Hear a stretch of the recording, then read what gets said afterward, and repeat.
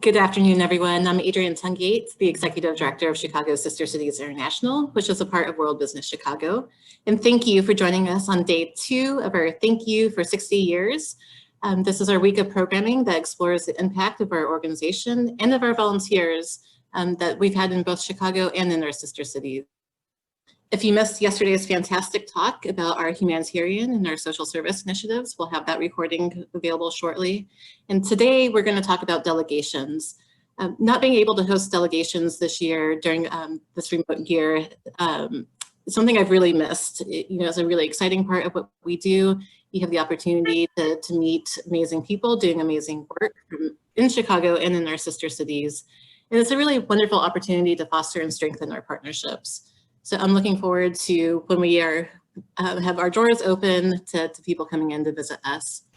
And I've been thinking about some of the delegations I've been involved in over the years, and it's really hard to pick the ones that stand out the most. I think that Queen Rania, the Queen of Jordan, is probably the most awe-inspiring person that we've hosted.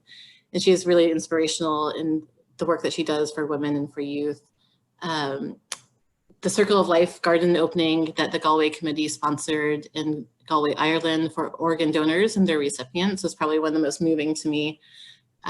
Just seeing that impact that sister cities can have is really amazing. And anytime that we don't lose a delegate, either in Chicago or in our sister cities, is a win for me. I always have nightmares about it when we're hosting a group that somebody will wander off and we'll lose them. But hosting delegations is really hard work. And the goal is for the delegates to not notice how much hard work goes into it. In protocol of people only notice when something goes wrong. So our aim is for them to not notice everything behind the scenes. And we laugh sometimes that our committee members, we forget that they're volunteers, that they're not full-time staff of ours. And I think that with delegations and all the details that surround them, that's especially true. So hours and hours into planning the tiniest of details. And I know that it can feel like a full-time job sometimes for our committee members who make it happen. So I really want to thank you for all that you do to make it such a worthwhile visit to them. And the payoff is when the groups have an unforgettable trip to Chicago and we see the impact that makes and the things that happen from those visits. So thank you for all that you do. And I will turn it over to Ella for the rest of the presentation. Great, thank you, Adrian. And thank you all for joining us today. Each day this week, we are taking a deep dive into a particular focus area of our work. While it is impossible to cover everything our incredible volunteer committees have accomplished over the past 60 years, we hope that these highlights will give you a small sense of the tremendous impact our work has had across Chicago and the world. To keep things interesting, we will be doing a short round of trivia at the end of the presentation. The winner will receive a $25 electronic gift certificate to the Taste of Sister Cities restaurant partner of their choice, so be sure to pay attention. Today, as Adrian mentioned, we are talking about delegations. As many of you know, delegations are a huge part of the work that we do. In fact, 35 of our 37 committees have participated in or hosted at least one delegation since CSCI's inception in 1960. The 2 committees that haven't are brand new committees as of 2019, so we're sure they will have delegations of their own as soon as it's safe to do so. Delegations play a pivotal role in accomplishing CSCI's mission of citizen diplomacy.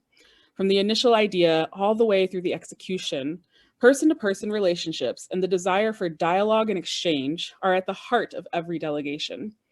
We think it's important to stop here for a moment and note that delegations happen because people want them to. It seems obvious, but without citizens in both cities wanting to learn from and engage with each other, delegations would not happen. A tremendous amount of work goes into each delegation. A formal invitation is issued, participants are selected, priorities are established.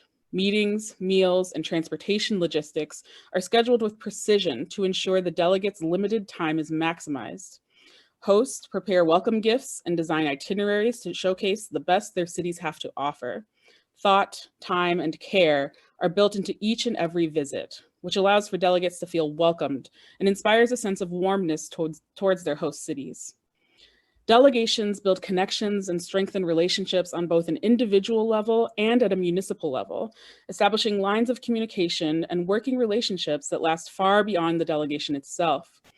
Many delegations result in opportunities for new projects and collaborations, new meetings and ideas. This ripple effect can have tremendous impact in the months and years following a delegation.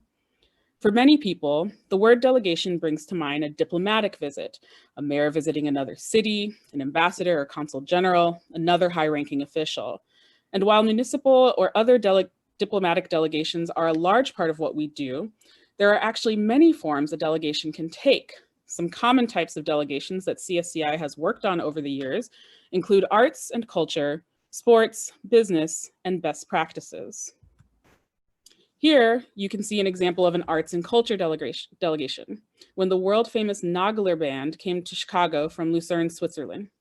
In 2018, a delegation of 10 women traveled to Osaka in honor of the 45th anniversary of the Chicago-Osaka Sister City relationship, where they met with female leaders throughout Osaka on a variety of subjects, including tech and innovation. Here are some examples of the various forms a diplomatic delegation can take. On the left, we have the annual Spirit of Galway delegation, which occurs each August when the mayor of Galway visits Chicago.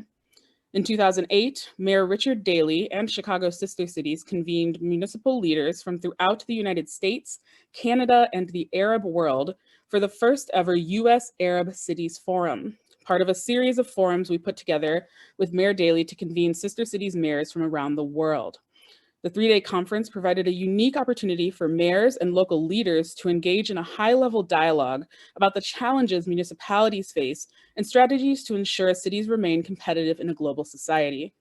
And on the right, a photo from 2015, when the vice mayor of Shanghai traveled to Chicago for a bilateral meeting with Mayor Emanuel to discuss strengthening business and cultural ties between the two cities. We're going to hear in more detail about a few different types of delegations today from some of our fabulous committee members. First, I'd like to introduce Adriana Escarzega, co-chair of the Mexico City Committee, who will talk about Mexico City's business-focused delegations. Adriana. Thank you everyone, and thank you Sister Cities for putting this together and inviting us to discuss it. So yes, what we want to do today is just walk you through a couple of delegations and then how those delegations have been planned. So I'll start by just talking about, I'm going all the way back to 2013, a delegation from Chicago signed in Mexico City, the Global Cities Economic Partnership Memorandum of Understanding. And this was a partnership which is designed to strengthen the relationship between the two cities, and with the idea of expanding job growth, economic opportunities for both, and just further just facilitating trade and investment between shared industries and strengthening other assets. So what this included, it included 4 different areas of collaboration. Basically, economic development. So a lot of you that have already done some of these delegations, of people who might not be in the organization but have heard about them. This is very common to do economic development as a collaboration. Exports, foreign direct investment, innovation, research, education, and human capital. This was signed, as you can see on that photograph, by the then mayors of both Mexico City and Chicago. And this was just the start, and pretty much just put together and put in a structure all the opportunities that our sisterhood has. Next, please. So as a result of that, between May 20 and 22nd of 2014, a delegation of Mexico City officials and business leaders led by Mexico City's Secretary of Economic Development, Salomon Chertorivsky, traveled to Chicago to discuss how World Business Chicago developed the city's plan for economic growth and jobs. So it was trying to see how can we model and use the knowledge that Chicago had and take that for the benefit, in this case, of Mexico City. So it's really about helping each other. So there were several meetings. Along with this delegation, we had, as I mentioned before, some business leaders. So there were also visits to learn about Chicago efforts to build a startup hub downtown and learn about 1871. You'll see a little bit more of that, the result of that effort later. And also Chicago's push for a biotech cluster on the near west side. There was also some, among the delegates, we also had some restaurant industry leaders. And, you know, of course, they visited some of the most iconic restaurants in Chicago, not only to taste their delicious food, but really to look at the operations and look at the opportunities that could bring. So it was really more of an exchange. And again, all of this was tying back to that memorandum of understanding that was signed the previous year. Also, in that opportunity, we had the visit of the Secretary of Tourism from Mexico City, and there was a new memorandum of understanding that was signed specifically to promote tourism and develop strategic and cultural bridges to boost job growth and economic development. And this was signed between Choose Chicago and the Mexico City Secretary of Tourism. The ultimate goal was to develop marketing partnerships to strengthen each other's ranking as top global travel destinations. We know that Chicago is the gateway for many of the different places for the Mexican American community, but we also wanted to make sure that Chicagoans were going to Mexico City and enjoying what that city has to offer. So it's a really good exchange, and that there are many opportunities to use this one. So that was a separate MOU. It was like an added MOU to the original one, but again, based off of that one. On that, this is just another photo, I guess, a little bit of the business leaders that were in there. You probably recognize a few of our leaders in there. And then a couple of years after that, on 2016, for the 25th anniversary of the sister cities, there was a small delegation that went to Mexico City. It had the agenda really had more of an economic twist to it. So we didn't tap into many of the other opportunities that are included in our partnership agreement. But we certainly had a very, very important presence. Our delegation was led by William Daley, former U.S. Secretary of Commerce that you're probably all familiar with, and by Sam Scott, who was the chairman of the Chicago Sister Cities at that time. For this, the delegation, we had other participants on that delegation. And again, this was really more of a, we wanted to commemorate the 25th anniversary since our sisterhood was signed.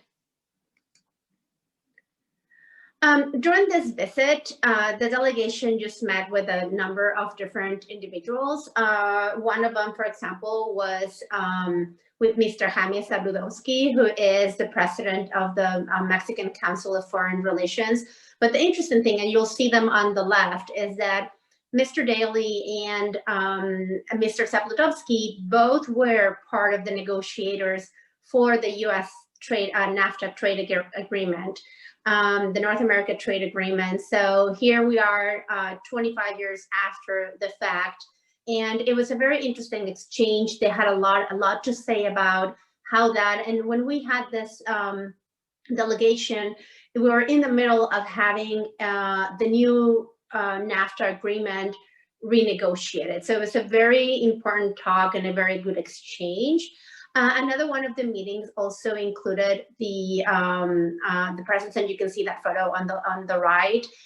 Just meeting with ProMexico, which at the time was the entity that promotes economic development and exchange. So to both promote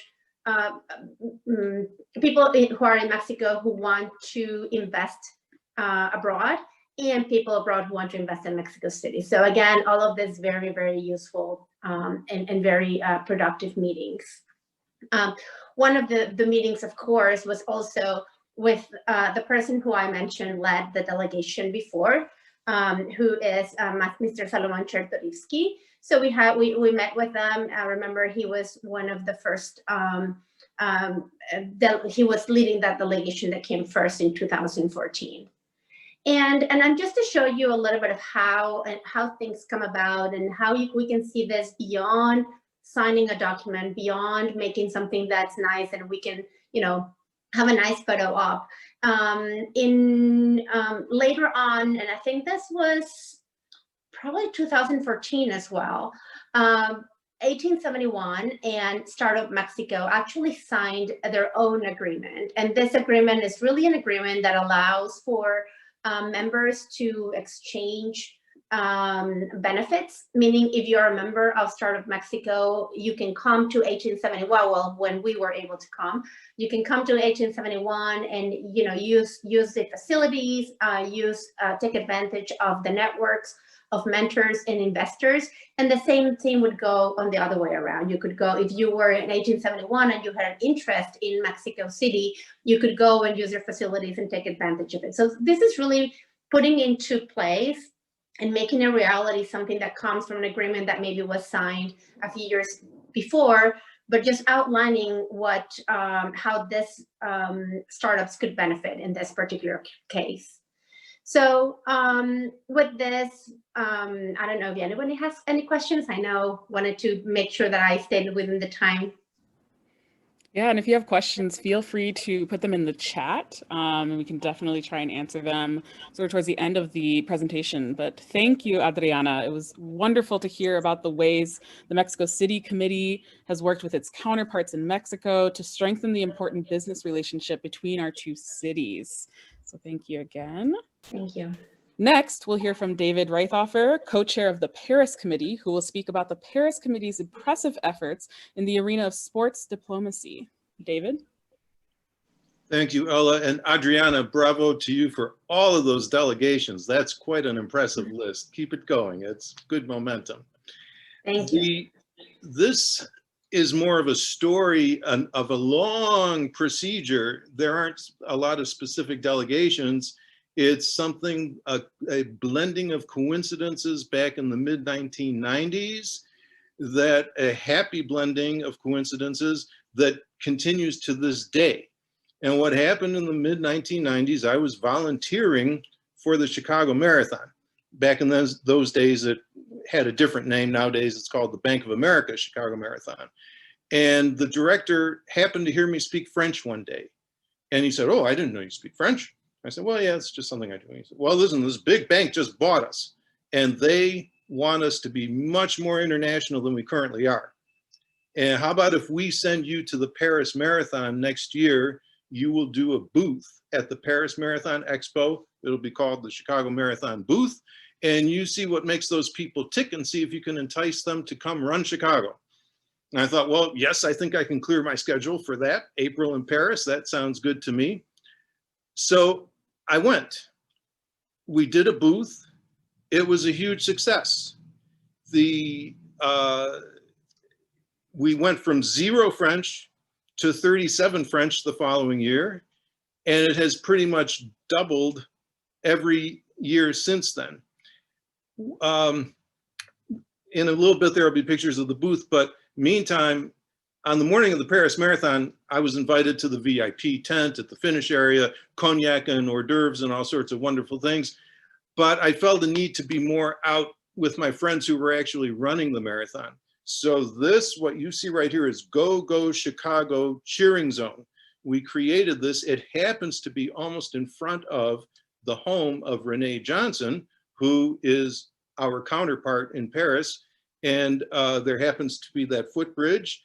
And I thought, a banner on that bridge, a couple of handmade signs, an American flag, a French flag, and we're in business.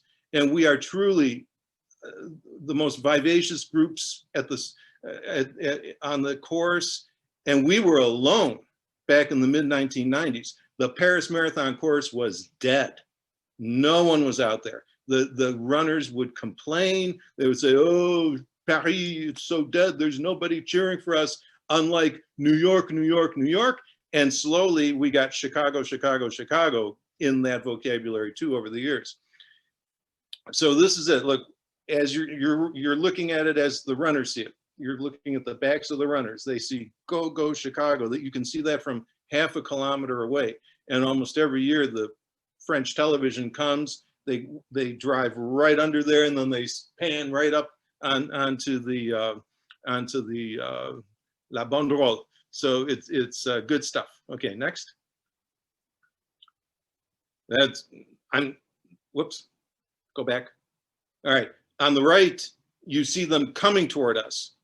The Paris Marathon has become one of the largest marathons in the world. They registered last year over 55,000 runners. Chicago, just for reference, is 45,000 runners. Paris has decided to get really big, and that's one of their business decisions. And for us, that means there's that many more people seeing go Chicago. Okay, next. This is a friend of mine, the guy with the symbols. He's a French guy. His family is in the pinball machine business. As you see on the left, he's sitting on one of his pinball machines. And just to the left of the pinball machine is a Wurlitzer jukebox, very American thing. He sets that up, adds speakers to it, blares music from it, and that's what makes good ambiance. And then he brings those cymbals, and all morning he is just crashing those cymbals, and the runners love it. Everybody loves it. The only ones who don't love it are the spectators standing like right next to him, and they eventually move away a little bit. Now, speaking of spectators, my favorite story in the world. One year I was standing right there, and I wasn't elevated. I was just standing along the line of spectators, and I was holding a fairly big American flag on a stick. And it was a windy morning. And at some point, I realized, to my horror, that when the wind would blow, the flag would just blow in the face of the French guy standing next to me. Probably like a 30-ish-year-old French guy, quite a bit taller than me, and the flag was just going right in his face. And when I realized it, I said, "Oh, monsieur, I'm so sorry if my flag is bothering you." And without losing a beat, he said, "Oh, monsieur, to the contrary, the American flag could never bother me." So I thought, wow, that was nice. Okay, the two people in the Chicago shirts are people from Chicago who happened to be in Paris that year. And they say, "Hey, can we help?" And I said, "You sure can. Just come help me set that thing up and cheer, and then help me tear it down." And by the way, do you see the background? The Eiffel Tower? Is that the best photo op in the world? And what we do is we tell spectators, come cheer with us, get your photo op of your loved one who's going to run by you with that in the background. And then there's a metro station right there. You can be at the finish in 8 minutes, whereas the runner won't be at the finish for like 40 or 50 minutes. So it's a perfect place. Okay, bottom left corner. This was a reception in the home of Madame Renee Johnson. She is the lovely lady in the photo. She created the Paris-Chicago sister cities on the Paris side. And she is still president of the association. She held a reception last year in her home for the marathon friendship and everything. The gentleman on the left is the principal of a high school in Paris. It's called Pierre Gilles de Gênes. His high school has a relationship through our education committee with Walter Payton High School. Just the week before the Paris Marathon, which had been the day before this event that you're looking at, Walter Payton had been in Paris. Our kids from Chicago were in Paris, and he just happened to be running the Paris Marathon. He had also run the Chicago Marathon 4 months earlier, October preceding. So the two medals he's wearing, the blue medal and the green medal, are his Paris Marathon medal and his Chicago Marathon medal. I can't think of a better way to blend the two cities than to have the principal of a school in Paris who has just received a group of high school students from Chicago. He himself ran the Paris Marathon. He himself ran the Chicago Marathon. And there he is having champagne with us, having a good time. So that I like that kind of blending. Okay, next. All right, here's what the actual booth looked like. This is way back when, before Bank of America. This is probably, I don't know, 2000 or something like that. And this is the Chicago Marathon booth at the Paris Marathon Expo. And I already mentioned this, we went from 0 to 35 French runners. After our first year, numbers continued pretty much to double every year, reaching up into the 500s and beyond. And in 2018, there were actually 607 French people who ran the Chicago Marathon. And I mean, I'm just very proud of that number because if we hadn't started going to Paris the way we did and setting up this booth and doing the cheering and all that kind of stuff, I think the French would not be flocking to us the way they do today. I mean, today when the Chicago Marathon opens its electronic registration, well, they fill up within about 3 hours with the 45,000 runners, of which there's always at least 500 French. So that's a nice momentum. And there's our booth, you know, and boy, you know what? If you've never worked a booth, it's a lot of work. It's a ton of work, but it pays off because you get people's interest. Okay, next. Now, there's another booth at the Paris Marathon, but look at the signage. Chicago, Paris, Sister Cities. This was what I call our Olympic bid Expo booth. When Chicago was trying to get the Olympics, Brett and I put our heads together, and Brett put his full backing behind the concept of doing a Sister Cities booth, you know, and we got the agreement with the Chicago Marathon. They said, you know what, knock yourselves out, go for it, help yourselves. So we took the space at the Paris Expo and we turned it into a Chicago Paris Sister Cities. And you see the, you know, I believe in using stereotypes to their fullest. So Barack Obama was the man. And I bought that cardboard, life-size cardboard cutout, put it there, and you see up top, yes we can, all that kind of stuff. And people were flocking. Thousands of people took their photos with the Barack Obama cutout. I mean, they were just, and I made sure that the word Chicago was very close to his head so that in every photo, it was guaranteed that the word Chicago would be there. Okay, next. Now, what happens when the French come over here? Everything I've just said is when we go over there. When the French come here, we do a couple of things. Marathon weekend is always in October. And we started doing a very small cocktail party the Friday night before the marathon. Marathon is always on a Sunday morning. And actually, I had done probably 2 of those before Sister Cities was created, at least the Paris Committee. And then when the Paris Committee approached me and said, we'd like you to be on the committee, I said, oh, no, you know, I'm too busy. And they said, look, we have access to the Cultural Center. Maybe we can help you, like with that Friday reception that you're doing. And I thought, oh, that sounds a little interesting. Okay, where do I sign up? And sure enough, look at that. That's, you all recognize Preston Bradley Hall. We now do these big, beautiful Friday night parties. We still do them on a shoestring budget, but you would never know it. And the French have come up to me on more than one occasion saying to me, no one does anything like this for us anywhere else in the world. They say, I've run Tokyo, I've run London, I've run Berlin, I've run blah, blah, blah, blah, blah. No one has done anything for us, the French, like this. So that really distinguishes Chicago. Going down, Hamburg, pizza party, Osaka runners reception, Prague, pasta dinner. Over the years, I've encouraged all the other sister cities to do exactly the same thing, or whatever version of the same thing. There are runners from all over the world. Every single sister city has runners who come run the Chicago Marathon. And what we do, this thing down in the middle of your screen, it's the invitation, the electronic invitation that we send out. Annual cocktail for the French-speaking marathon runners. And then it says when and where and so forth. That gets sent out to all the registered French runners by the Chicago Marathon.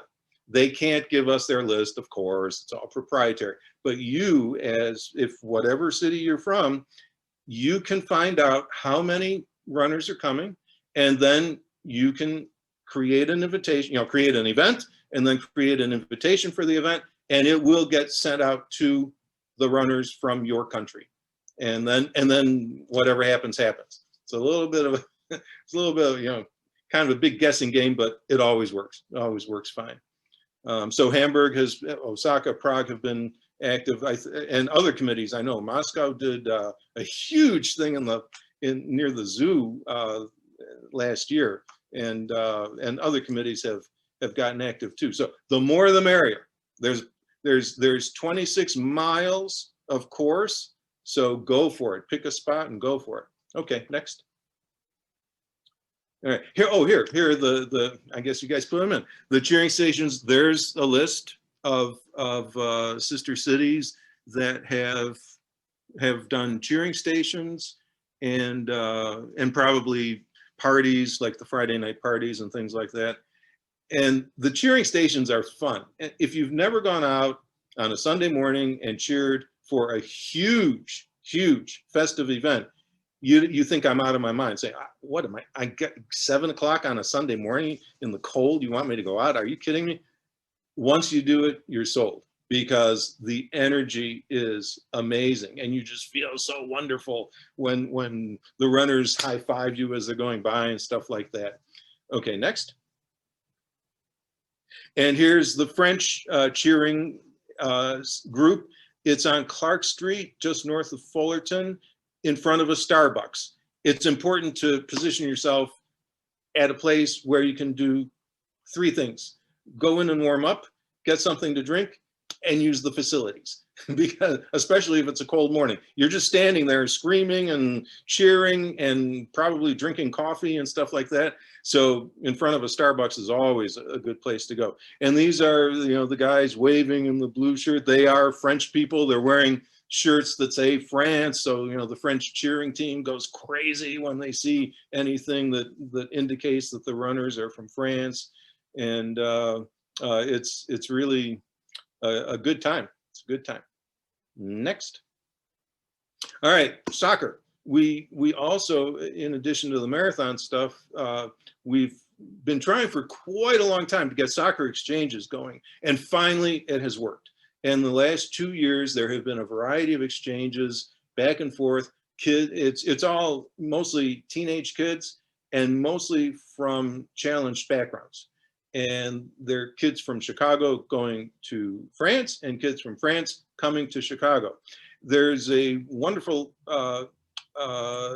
soccer tournament called the Chicago Kicks Cup. And it was, I think, 2 years ago that a group of Paris high school students from disadvantaged backgrounds came and joined forces with the Lycée Français to form a soccer team. Now, here's what's interesting. The people who worked on the French side were able to send half of a soccer team. Well, what do you do with that? You can't play a soccer game. Well, someone had the brilliant idea to join forces with the Lycée Français, and they have a soccer team. So none of these, except for the Lycée Français kids, none of these kids knew one another before those kids got on the plane in Paris. The kids in Paris didn't know one another.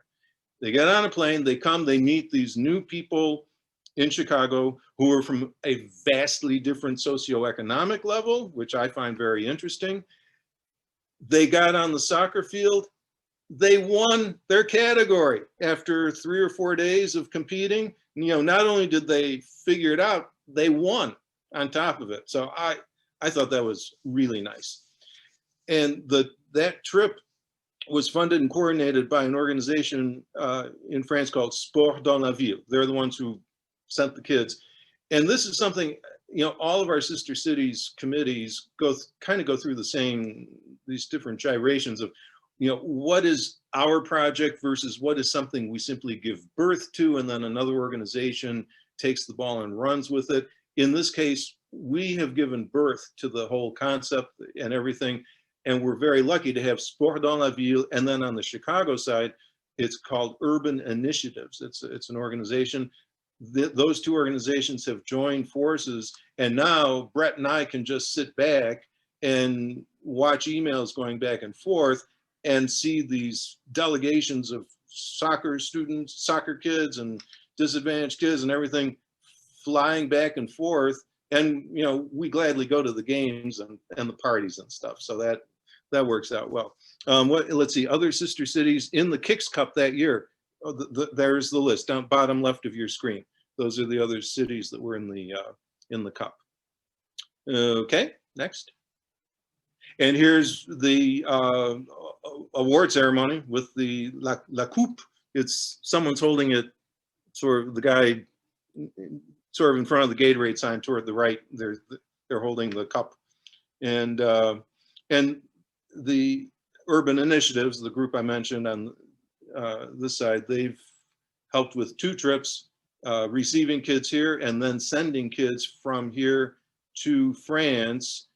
And I might add, the kids who went to France, Brett helped me, was it whenever the Women's World Soccer Cup was, last year or 2 years ago, our kids who went to France got to see the American team play, which was pretty amazing. And they also got to sit in the presidential stands of the Bastille Day parade on the Champs-Élysées, thanks to Renee Johnson and her connections.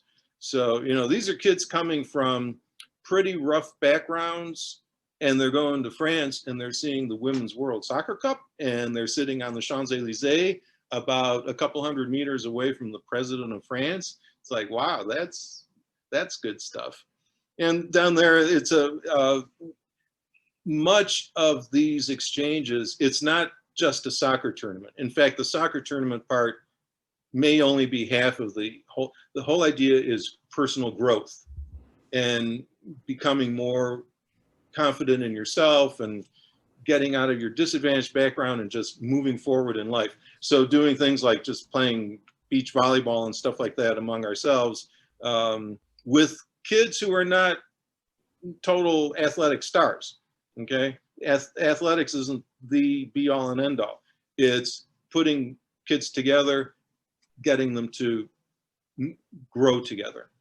Okay. David, thank you so much. You're welcome. There's one last one and that's it. There, yep. Beautiful. There, that says it all. The French team, the Chicago team together, Jonesfield, South Loop, and it's together. So thank you.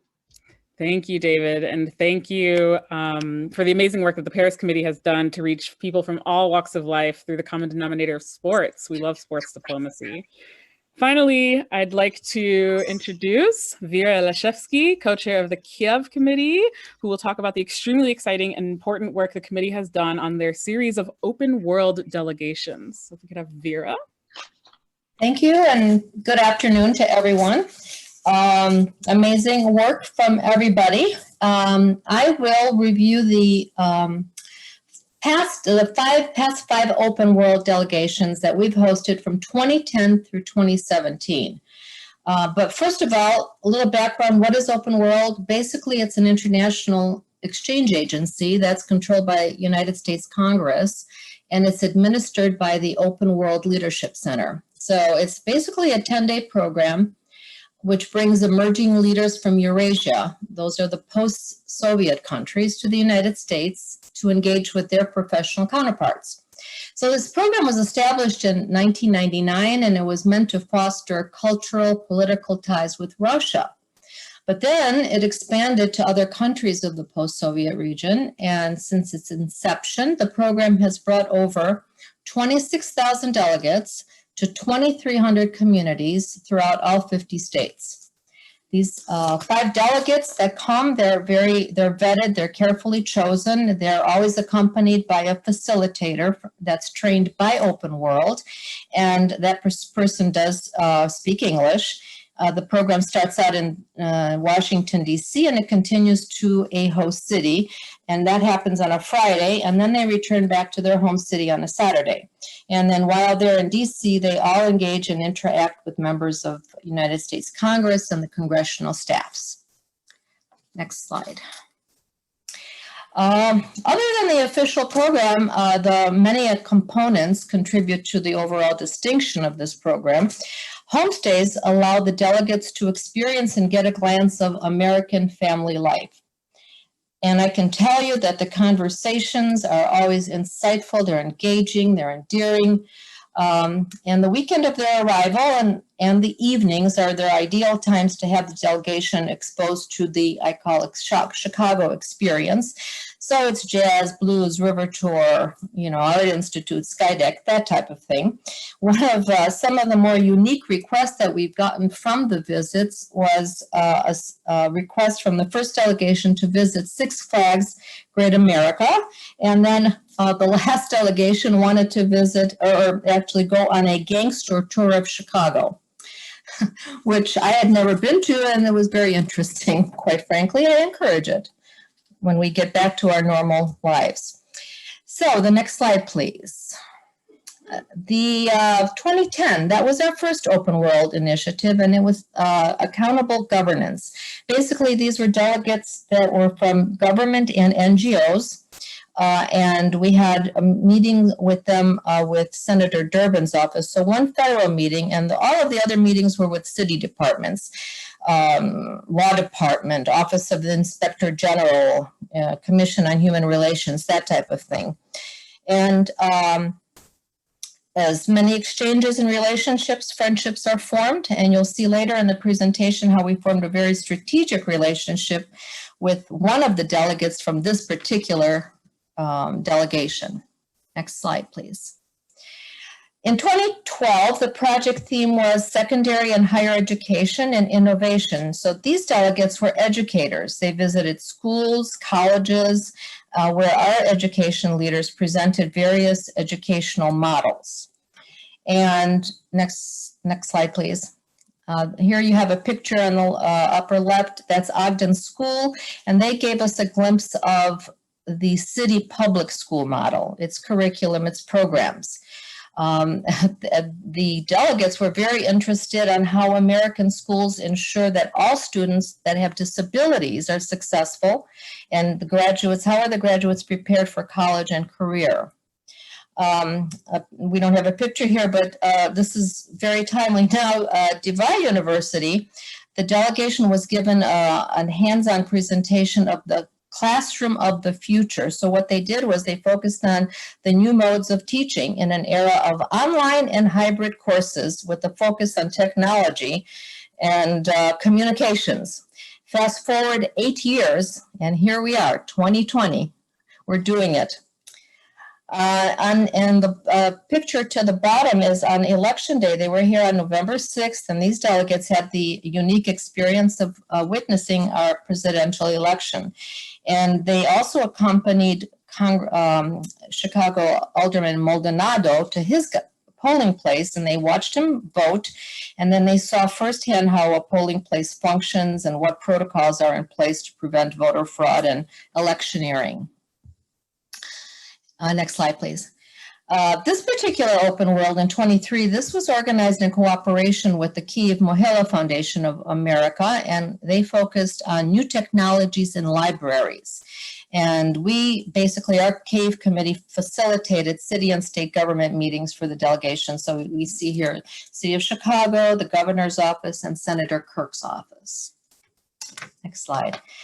In 2015, Americans learned about the many aspects and the issues and significance and the need of HIV and AIDS health in Ukraine.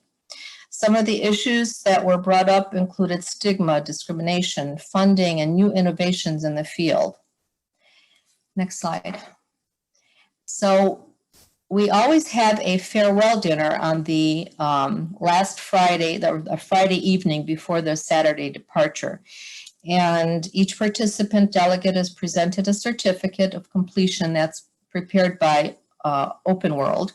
And this particular dinner on the right was attended from 2 doctors from the University of Illinois Center of Global Health. Next slide. And in 2017, which was our last initiative, we partnered with the Ukrainian Genocide Famine Foundation, and we took on a very timely issue, countering false information and media literacy. And the delegates they were all journalists, notably several from an organization called StopFake.org. They're a fact-checking organization that was founded in 2014 by the Ukrainian professors and students to refute any Russian propaganda and combat fake news. And these delegates met with seasoned journalists, media professionals, experts involved in the sphere of communication and government to see how they expose false reporting information and search for objectivity.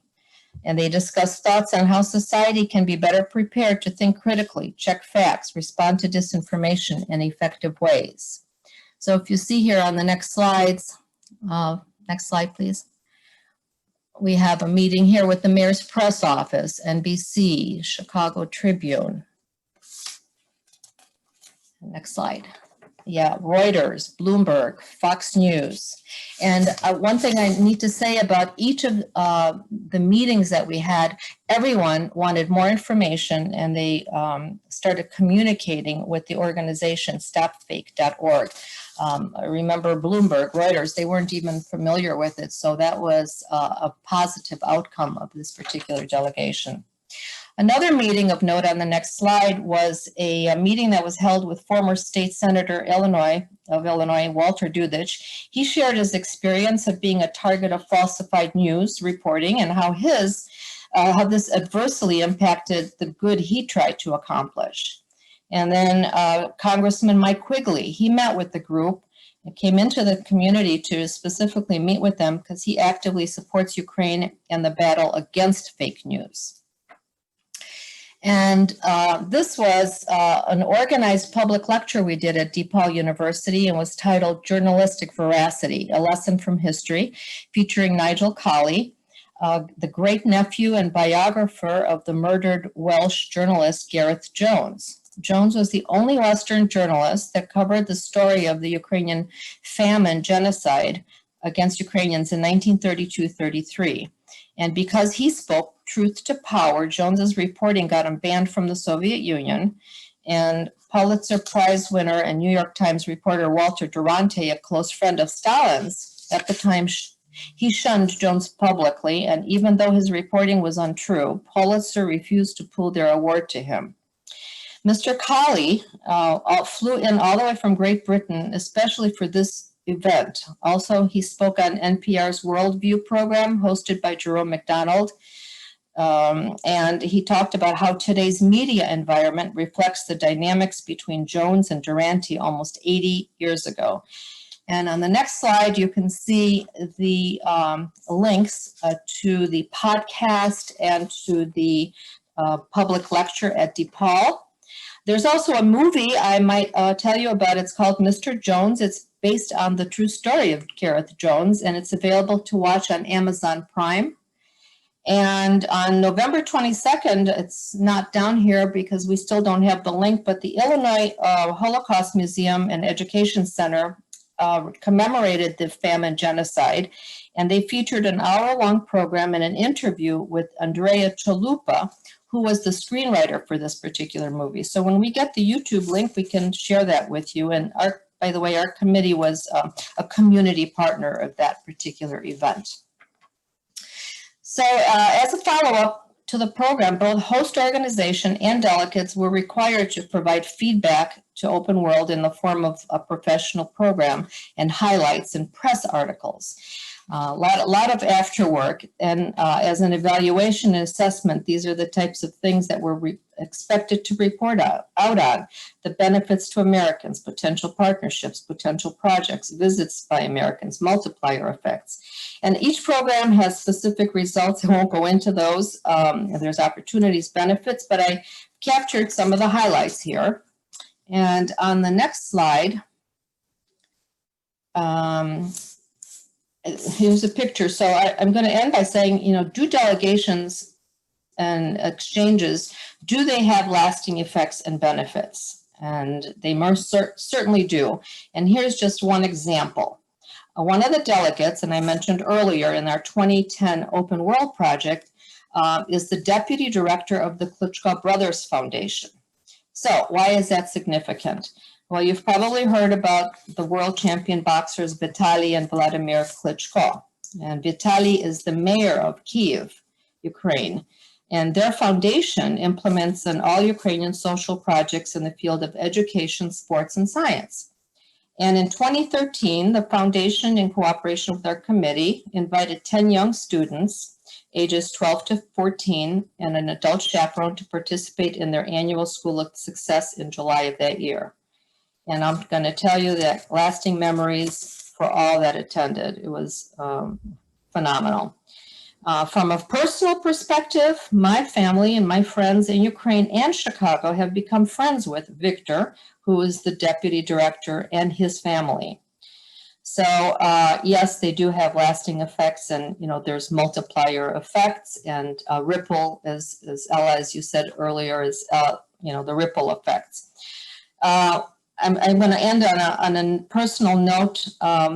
And I can probably speak for everyone that these projects are a tremendous amount of work in pre-planning, implementation, follow-up.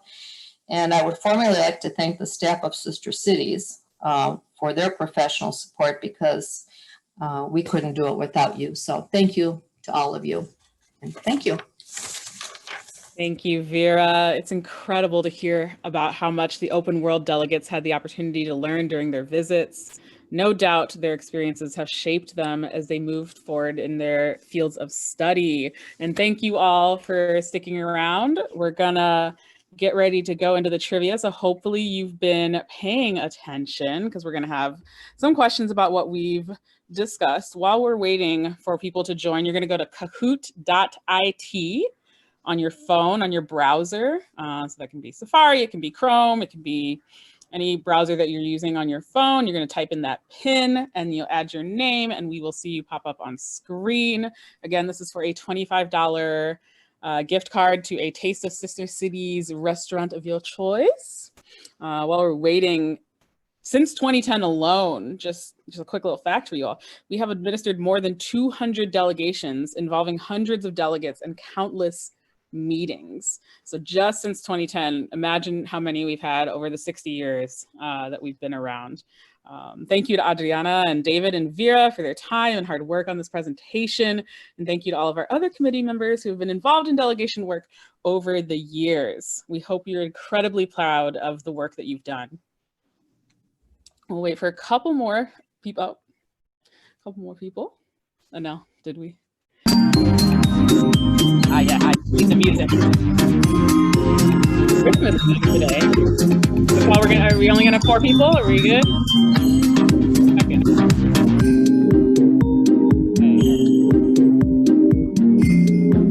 Okay, Nell, if you want to go ahead and start it then.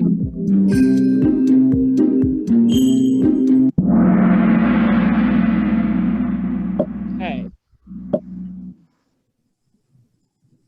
How many French runners participated in the 2018 Bank of America Chicago Marathon?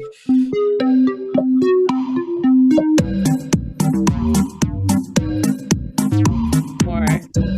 And just a reminder, press your phone or where you have it open and not the screen that you're watching the Zoom on.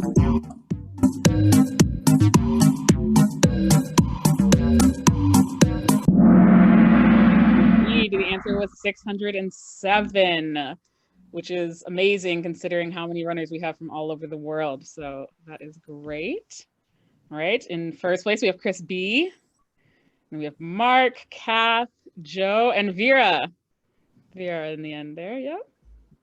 All right, how many people have participated in open world exchanges to date?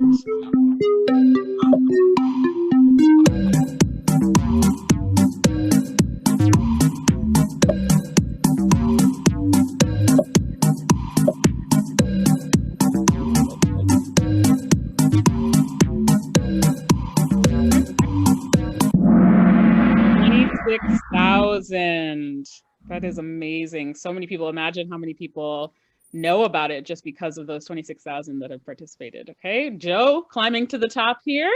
Chris B in second place. Let's keep it moving. Which is not a focus area of Mexico City's Global Cities Economic Partnership MOU. Not a focus.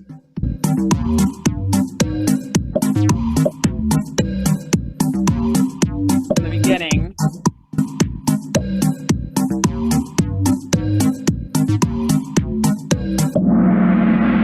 Infrastructure, yes, that is correct. We had everything else in the there. Oh, Kath up to the top. It changes so quickly this time. All right, let's see. Last question. How many CSEI committees have participated in or hosted at least one delegation?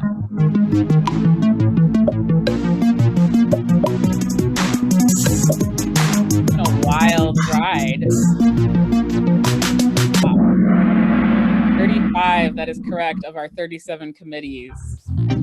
You have not, and they are the newest ones. So in third place, we have Joe. Very good. In second place, we have Kat. And in first place, Mark Blacker. Congratulations. Thank you all for playing. You learned something new and that you enjoyed it. And Mark, we will be in touch to get you your gift card so you can order yummy, delicious food from our sister city partner organizations. Were there any questions? I know we're sort of out of time, but if anybody has, I see a couple questions in the chat. So if anybody wants to, there's one about who sends out the message, the marathon organization. I think Dan Scher was asking David about who sends out the message about the runners. Is Dan still around? I don't know. Let's see. Yeah, I got the answer. Thank you. Okay, great. Great. And yeah, I think that's it. I think we're good, unless anybody has any questions or anything like that. Oh, Catherine, yep. You're muted. You're muted. No, saying goodbye. Oh, okay. Okay. Yes, so that's great. Thank you all for joining us again. We hope that you'll join us tomorrow for education initiatives, Thursday for community impact, and Friday for our final celebration of our 60th anniversary. Thanks. Thank you. Thank you, everyone. And John, if you're still on the line, we can email you about the Kiev committee. Bye-bye, Adrian. Hi, thank you.